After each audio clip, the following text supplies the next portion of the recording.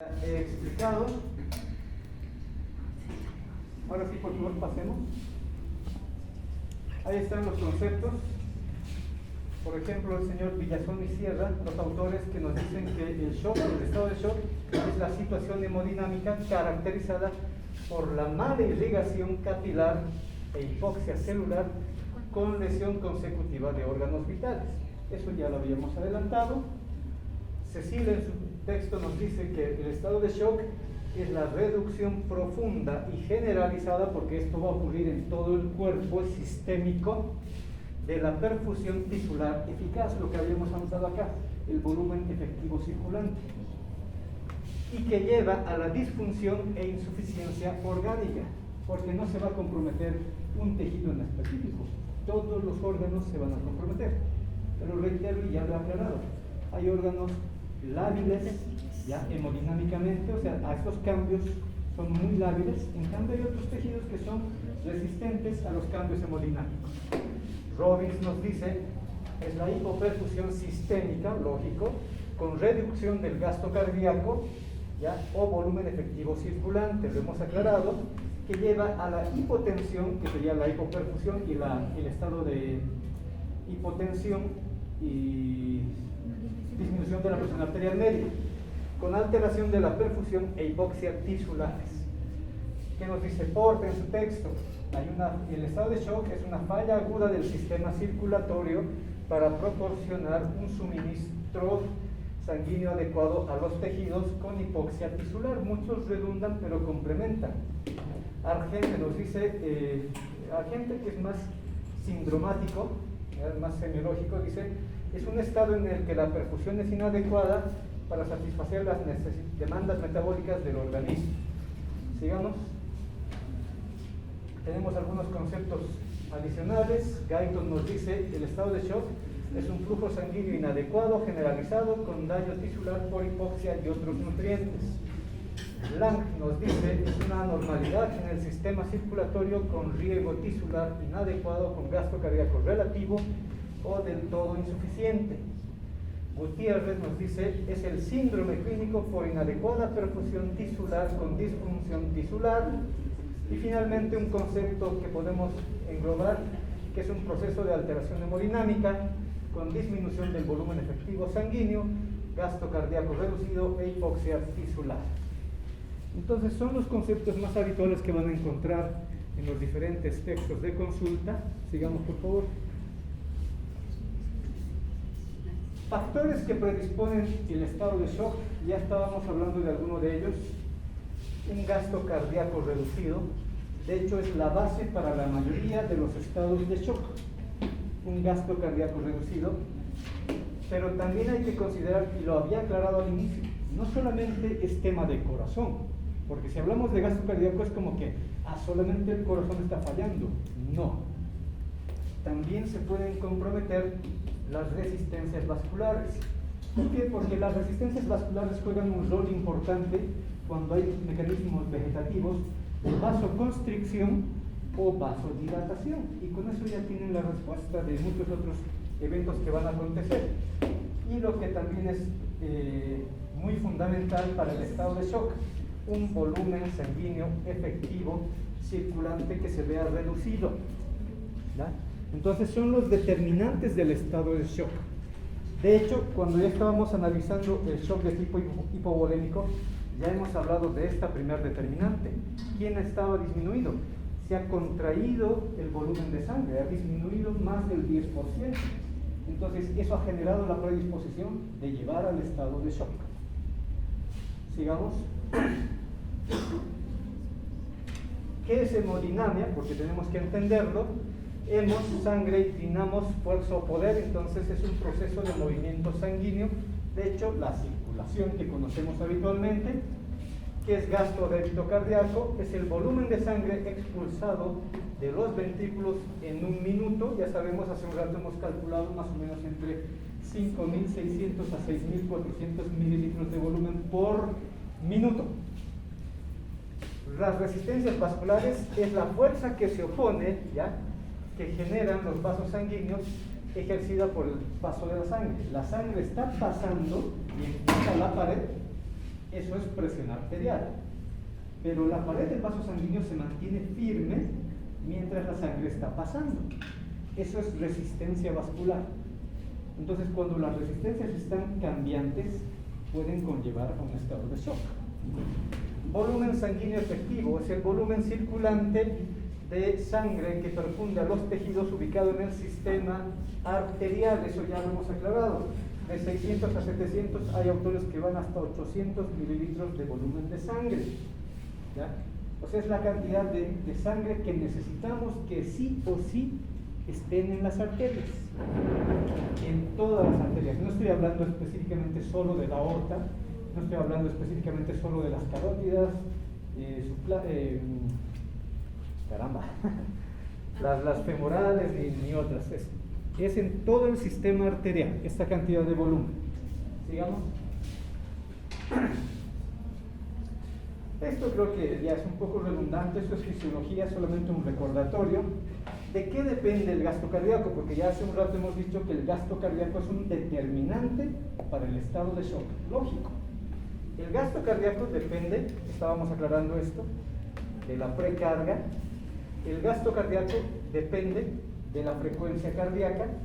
Cuando disminuye la frecuencia cardíaca, lógicamente disminuye el gasto cardíaco. Si aumenta, lo contrario. Depende de la contracción del miocardio. Y para que haya una buena contracción miocárdica, tenemos que entender que ese miocardio del paciente tiene que estar íntegro. Porque si no está íntegro, bueno, les han debido explicar, pero de esta manera más o menos, es como que queremos mover todo un bloque de concreto, qué sé yo, de cualquier cosa, un auto. ¿Ya? Si todos, qué sé yo, esta primera fila, unas 10 personas, si todos colocamos una cuerda al auto, si todos jalamos en el mismo sentido, lo más probable es que movamos el vehículo, ¿cierto? Pero si una persona más bien se va al otro extremo con otra cuerda y estamos jalando y la otra persona tracciona también, pero en sentido opuesto, obviamente no nos está ayudando. Algo así tenemos que entender el trabajo del corazón, que si un miocardiocito está alterado porque ha sufrido un infarto, porque tiene un problema infeccioso, qué sé yo, una carditis infecciosa o alguna otra alteración que no permita que el corazón se contraiga de manera adecuada, lógicamente no va a permitir que se expulse el volumen adecuado correspondiente, o sea que no haya un volumen de eyección sistólica que sí requiere habitualmente el tejido sanguíneo o el sistema sanguíneo arterial. No sé si me he dejado entender. Y lógicamente es dependiente también del volumen sistólico, cuánto de sangre se expulsa.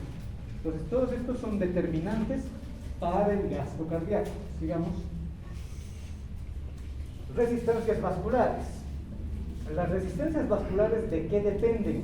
De que haya un buen volumen de sangre circulante en el sistema arterial, sobre todo. No estamos hablando del sistema venoso, pero obviamente el sistema venoso influye. El volumen sanguíneo efectivo circulante es muy importante. Las resistencias vasculares dependen del gasto cardíaco. Dependen del gasto cardíaco. Si el corazón empieza a aumentar su contracción, el sistema arterial no debiese estar en vasoconstricción, probablemente va a estar en vasodilatación. ¿Ya? Depende del tono vascular. Si los vasos sanguíneos, de hecho, recordando un aspecto histológico, los vasos sanguíneos tienen una capa de tejido muscular liso. Si esa capa fuera más densa, por mecanismo patológico, obviamente la arteria tiene menos capacidad de distensibilidad, o sea, no puede generar fácilmente vasodilatación. ¿Me dejo entender?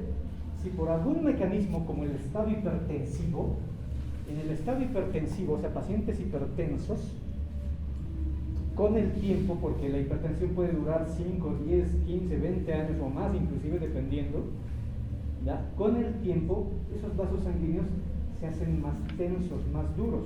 Y lo mismo ocurre incluso de manera fisiológica. Los pacientes adultos mayores, por el mecanismo de deshidratación, que ya no nos hidratamos de manera adecuada, ¿ya? Y muchos tejidos están empezando ya en el proceso degenerativo habitual y normal.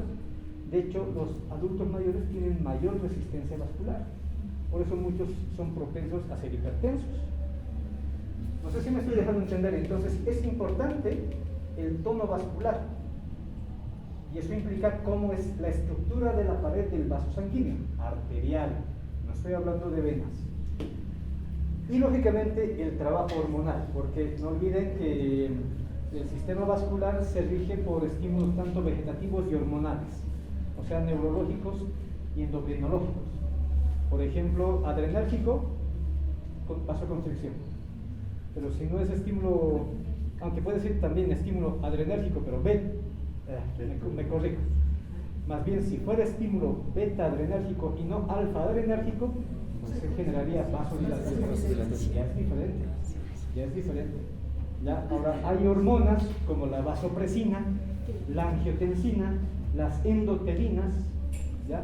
Que son vasoconstrictoras. Entonces, si un paciente, una persona, tuviera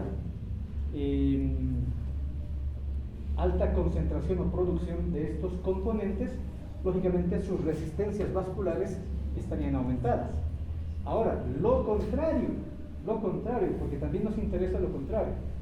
Cuando en vez de generar vasoconstricción, se genera vasodilatación mediado por estímulos también humorales u hormonales. Por ejemplo, tenemos el óxido nítrico, todas las prostaglandinas, bueno, gran parte de las prostaglandinas, no todas. Después tenemos la bradicinina, la histamina, ya, la serotonina, que generan vasodilatación en diferentes grados. Entonces, si hubiera una alta producción por mecanismos patológicos de base, pueden ser procesos inflamatorios, infecciosos, inmunológicos, que se producen justamente estos, ¿qué van a generar? Que el tono vascular más bien esté disminuido. Va a haber mucha vasodilatación, digamos. Entonces, son determinantes para las resistencias vasculares. ¿Cómo se determina la resistencia vascular periférica? Tenemos dos variantes, tenemos la resistencia vascular pulmonar y la resistencia vascular sistémica como tal.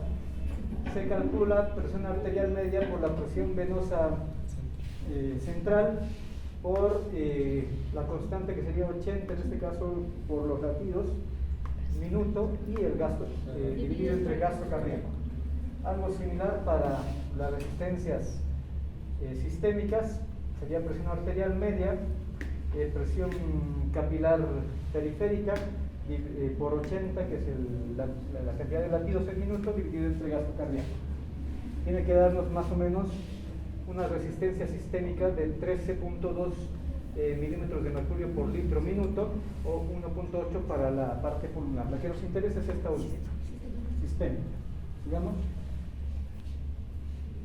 volumen sanguíneo. ¿Cuáles son los determinantes del volumen sanguíneo? Porque ya hemos hablado que hay un volumen efectivo circulante.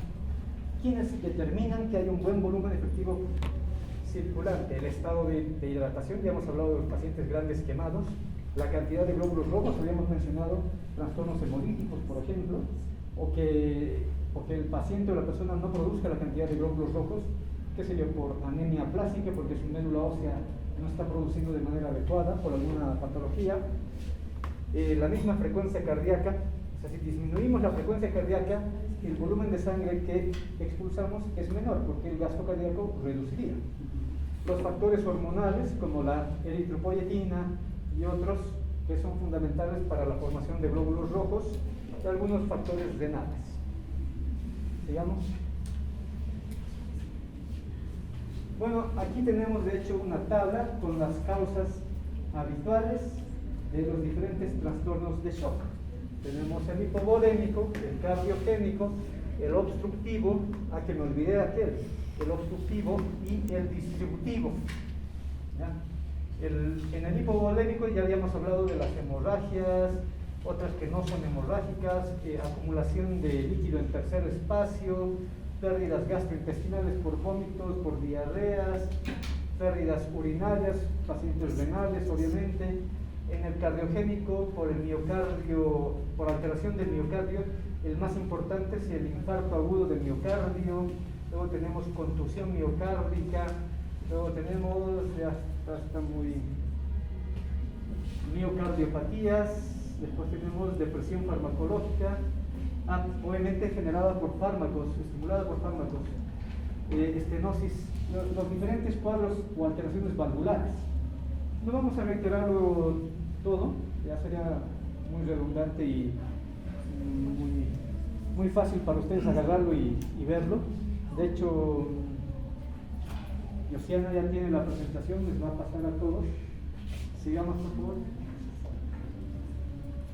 Entonces, habíamos hablado de los tipos de shock. Tenemos con gasto cardíaco reducido, ¿ya? Porque la frecuencia cardíaca está inadecuada. Cuando hay demasiada frecuencia en este caso, o sea, cuando el paciente está taquicárdico, de todos modos, el hecho de que esté taquicárdico no significa que eyecte de manera adecuada un volumen un volumen de eyección sistólica adecuado, ¿ya? O porque está muy bajo. Obviamente en la bradicardia disminuye como tal el gasto cardíaco. O que el volumen sistólico está reducido. ¿Por qué el volumen sistólico estaría reducido? Porque hay un fallo en el llenado cardíaco. Ya habíamos hablado hace un instante de la precarga, que es fundamental. Hay un fallo en la eyección del corazón. El corazón, porque puede tener un infarto agudo, en vez de expulsar los 70 o 80 mililitros, porque está infartado, no se contrae bien, entonces solamente expulsa 60. Eso disminuye el volumen de eyección sistólica.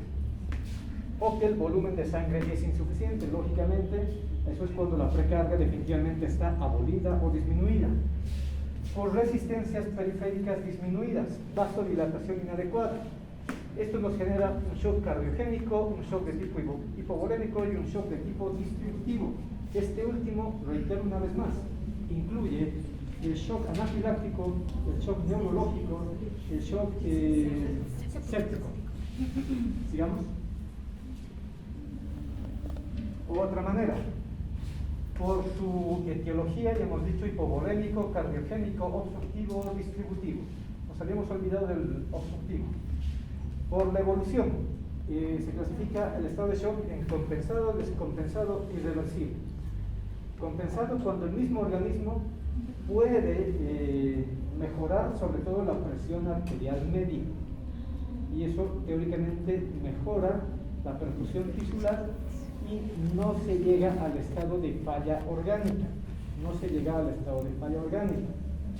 o por lo menos si no lo compensa el organismo, nosotros podemos obviamente actuar apoyando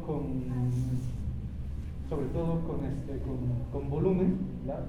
Vamos a aumentar el volumen de plasma, o sea, vamos a infundir soluciones cristaloides que generalmente son expansores de volumen, pero si aún así, incluso podemos usar ya fármacos vasopresores, podemos usar adrenalina, podemos usar dopamina, dobutamina, podemos usar, dobutamina, o podemos usar otras más aminas vasoactivas que se denominan. Me estoy olvidando, también hay ADH sintética, hay angiotensina también sintética, entonces se puede usar esos medicamentos para que estimule vasoconstricción, mejore la presión arterial media y mejore la perfusión tisular. Pero cuando nada de eso funciona, o sea, ya le estamos aplicando un montón de soluciones, le hemos suministrado ya una cantidad X de medicamentos vasoactivos y no responde el paciente, o sea, sigue en estado de shock, es un shock irreversible. Y eso es altamente riesgoso. El paciente lógicamente tendrá que entrar a UTI y a manejo tanto ventilatorio mecánico o asistido y otro tipo de medicamentos adicionales. Por la presentación clínica se parecen al anterior: cardiogénico, hemorrágico, hipovolémico, séptico, anafiláctico, neurológico, y por la fisiopatología: hiperdinámico, hipodinámico. ¿A qué se refiere en esto último?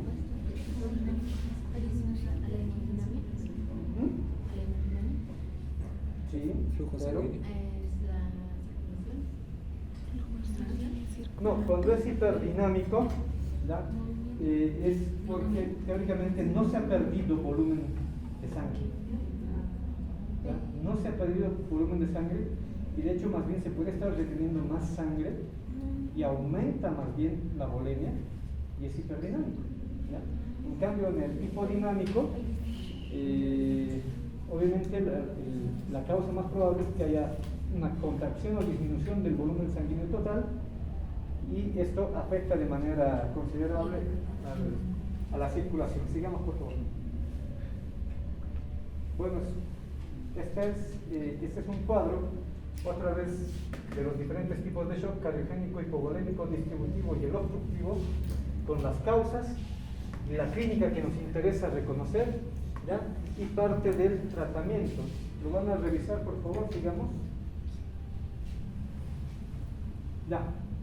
Bueno, otra manera, gasto cardíaco reducido, decíamos, el shock de tipo cardiogénico por infarto de miocardio, por disfunción valvular, por arritmias, por taponamiento. El más habitual que ya estábamos considerando, el hipovolémico, por hemorragias, por obstrucción vascular, por descenso del tono vascular, por deshidratación o anemia grave. Sigamos. Con gasto cardíaco normal o elevado, cuando hay una tasa metabólica excesiva, ¿no? El de tipo de shock neurogénico genera más bien un gasto cardíaco normal o elevado, y el shock anafiláctico también. Digamos. Ahora, solo para entender, hace un rato ya habíamos explicado más o menos el mecanismo fisiopatológico que acontece una vez que se instaura el estado de shock. Para que no llegue al estado de shock como tal, obviamente hay sistemas de compensación. El sistema nervioso autónomo inmediatamente se activa. Hay dos maneras de estimular al sistema nervioso autónomo, sobre todo simpático. ¿Ya? Baja la presión arterial, lógicamente, que eso es captado por vasopresores cardíacos y en los diferentes vasos sanguíneos como la aorta, el seno aórtico y el seno carotidio. A nivel de los vasos renales, en los glomérulos también está la mácula densa, que capta justamente estos cambios de presión.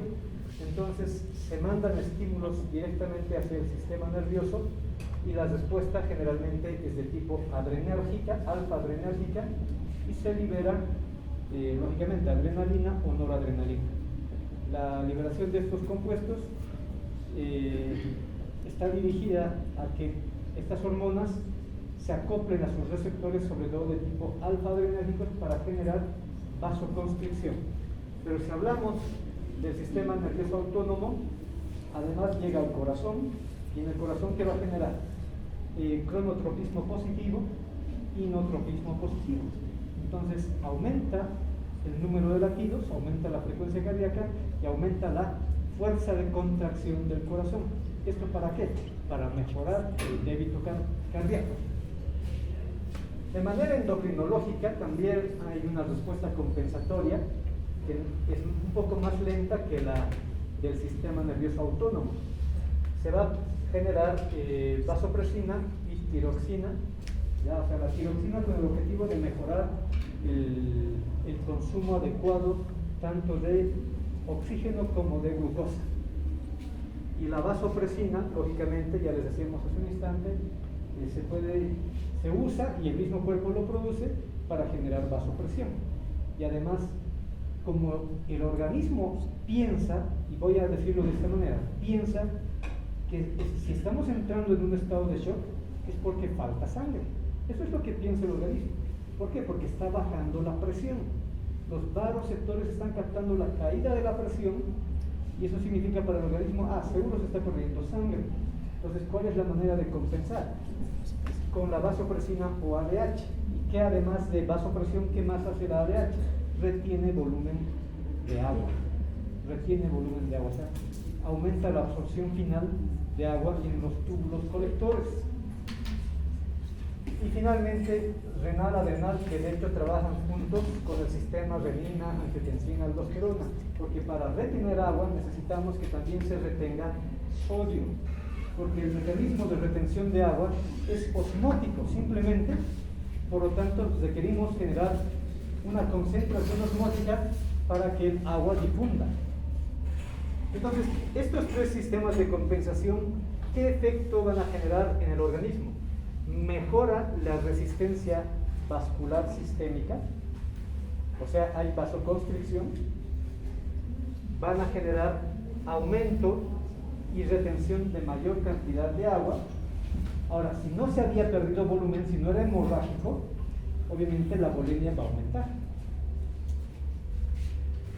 Genera, ya hemos dicho, inotropismo positivo, cronotropismo positivo, genera retención de sodio, sobre todo por el sistema renina, angiotensina, aldosterona, y hay una redistribución del flujo de sangre. Dicho de una manera, algún autor lo dice de este modo, hay un cambio hemodinámico en el organismo. Obviamente el organismo es sabio y dice, no voy a mandar volumen de sangre porque aparentemente estoy perdiendo sangre, aparentemente, y el mismo organismo dice, no voy a mandar volumen de sangre a tejidos que no lo requieren en gran cantidad. ¿Qué sé yo? La piel no lo requiere en gran cantidad, los huesos no lo requieren en gran cantidad, ¿ya? La grasa no lo requiere, de hecho, como tal. De hecho, gran parte de los tejidos superficiales y el mismo aparato locomotor no lo requieren en gran cantidad. Entonces, ¿qué tejidos sí lo requieren? Tejidos vitales, sistema nervioso, ¿ya? El mismo corazón, la vía respiratoria, riñones, que si no hay sangre no funcionan y ya no sirven. Entonces, hay una redistribución, hay un cambio hemodinámico del flujo. Si bien se genera vasoconstricción, pero la vasoconstricción es periférica, porque se va a ir generando vasodilatación central. Se va a ir generando vasodilatación central. ¿Me estoy dejando entender? Todo eso hacen estos sistemas de compensación, digamos. Bueno, esto es para analizarlo, no sé si hay tiempo.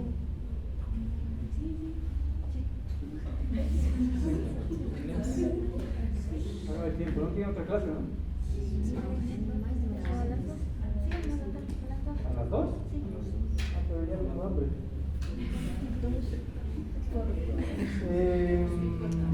Ya, a ver, pero es básicamente lo que he explicado en un esquema.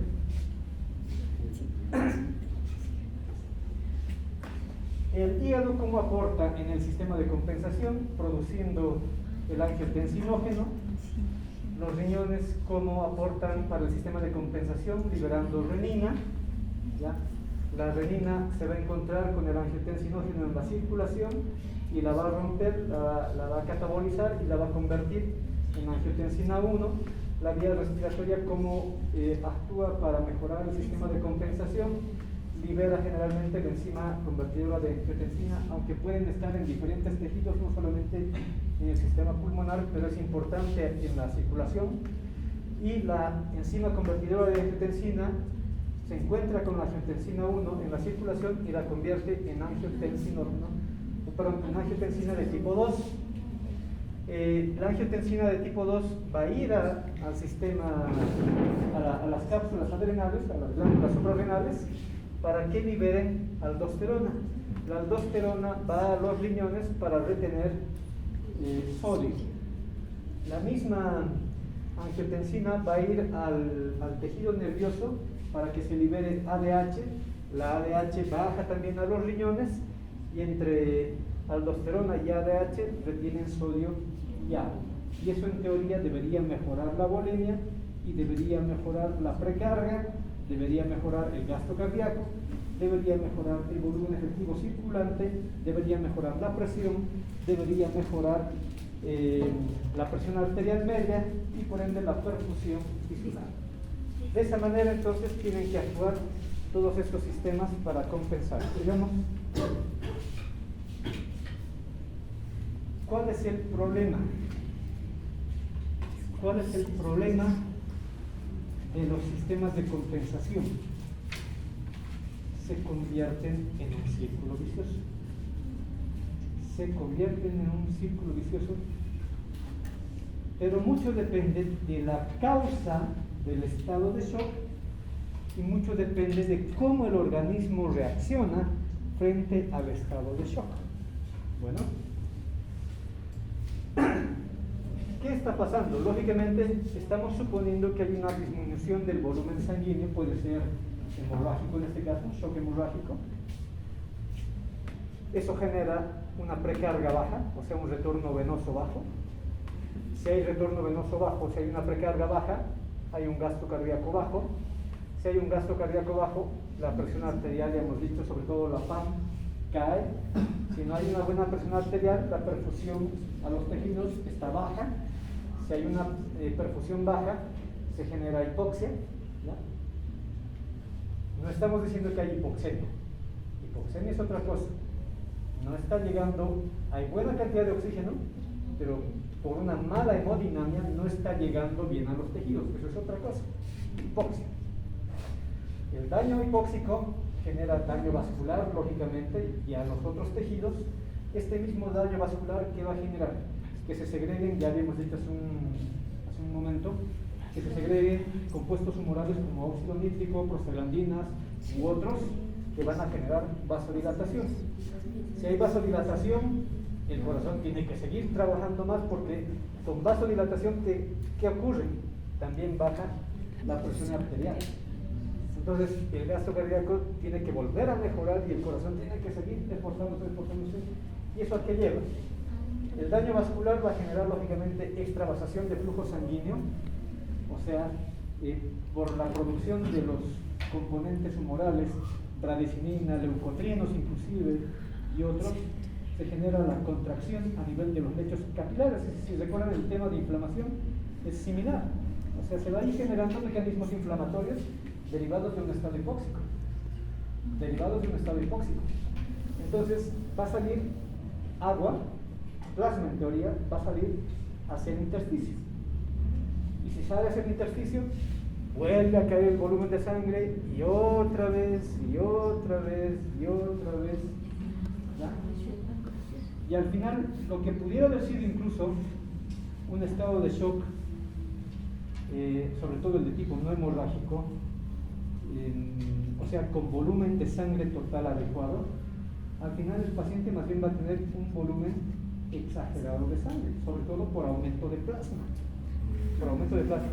Y por eso vamos a ver al paciente que se empieza a edematizar. Sigamos.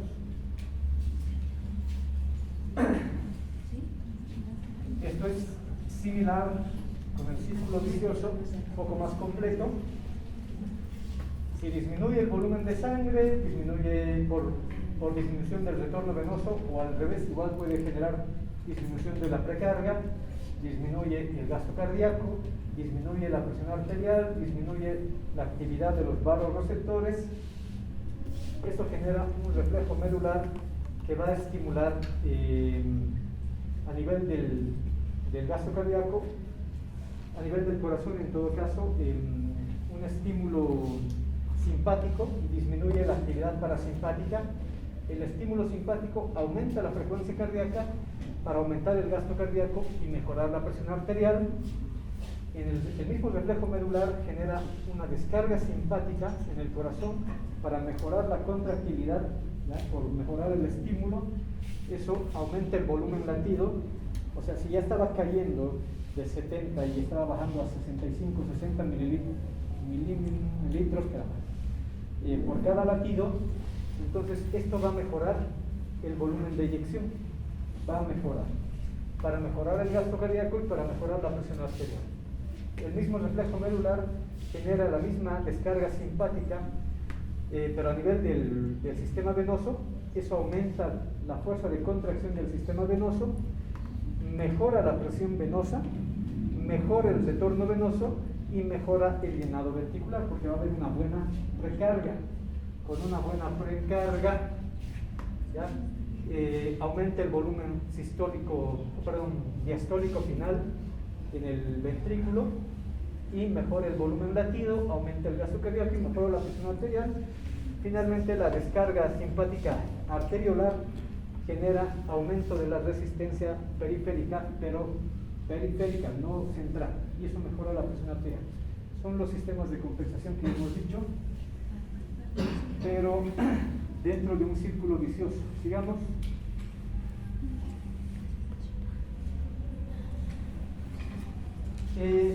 ¿Cómo reconocemos entonces el estado de shock como tal? ¿Cómo reconocemos? ¿Ya? La fase, esta es la que nos interesa, la que habitualmente con la cual nos vamos a topar muchas veces. El estado de shock o fase descompensada. Obviamente, en la fase, perdón, vamos por partes. La fase 1, la fase compensada, implica mecanismos compensatorios para preservar órganos vitales con vasoconstricción de demás órganos. Ya hemos dicho, generalmente vasoconstricción periférica, pero vasodilatación central. Se mantiene y mejora el gasto cardíaco con aumento de la frecuencia cardíaca y su contractilidad, con un volumen efectivo intravascular, con el cierre arteriolar precapilar, es decir, se genera vasoconstricción, con lo que se favorece el líquido desde el espacio intersticial al intravascular. Clínicamente hay hipoperfusión periférica o oliguria. En esta fase la presión arterial suele estar dentro de los límites normales. O sea, el estado de shock compensado, lo que es obvio, el mismo término lo dice, ya se había instaurado el mecanismo de shock. Ya había hipoperfusión y ya probablemente estaban incluso entrando en hipoxia. Pero se activan los mecanismos compensatorios, sobre todo simpáticos y renovasculares, y esos mecanismos hacen que de hecho finalmente se puede tener todavía hipoperfusión, sobre todo periférica, con oliguria, porque si bien el riñón es importante en su flujo de sangre, no se le otorga toda la cantidad de sangre que debería, ¿no? Que habitualmente representa el 20 al 25% del gasto cardíaco del flujo renal. Ahora no, va a caer o va a estar en el mínimo, solamente en el 20%. Entonces, el riñón deja de producir orina, porque si produce orina, de hecho estamos perdiendo volumen de plasma. Entonces no queremos tampoco aquello, o el organismo no quiere. Todo con el objetivo de mantener una buena PAM, una presión arterial media. Por lo tanto, en esta fase compensada, ya lo decía a un inicio, el paciente de hecho todavía no va a entrar o no se va a instaurar una falla orgánica. Pero cuando ya se genera el estado de shock, pero descompensado, obviamente los mecanismos de compensación hicieron todo su esfuerzo, pero no están logrando mantener sobre todo la presión arterial media adecuada, y si no hay una buena presión arterial media, la perfusión está cayendo en todos los órganos, ya no solamente en los periféricos. Pese que se ha hecho una redistribución hemodinámica, hay mejor circulación central que periférica. Pese a eso, ¿ya? El gasto cardíaco sigue disminuyendo. Obviamente en los órganos vitales hay flujo de sangre, pero está cayendo. Entonces clínicamente ya aparece estado de hipotensión, alteración neurológica, pulsos periféricos débiles o ausentes, diuresis casi abolida, ¿ya? Acidosis metabólica, ya habíamos dicho, pero en los tejidos en general, porque están reteniendo y están acumulando dióxido de carbono, y pueden aparecer lógicamente arritmias y otras alteraciones que se reflejen en un electrocardiograma. Y el irreversible, que ya hemos dicho, si no se logra corregir el shock, entra finalmente en la fase en la que el paciente desarrolla un fallo multisistémico y puede morir. Pese que nosotros ya hemos aportado fluidoterapia, ya hemos aportado medicamentos vasoactivos, no responde. Entonces lógicamente ya va a haber más de 2 órganos que ya están fallando, entró ya en un estado de falla multiorgánica y está más allá que para acá. Entonces es bastante complicado con el estado de shock. Sigamos, por favor.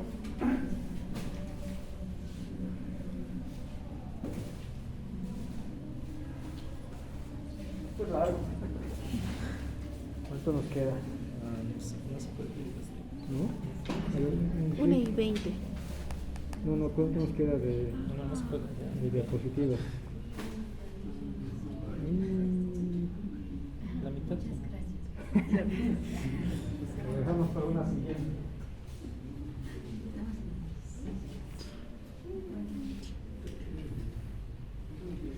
Ya, hagamos esto, jóvenes, creo que todos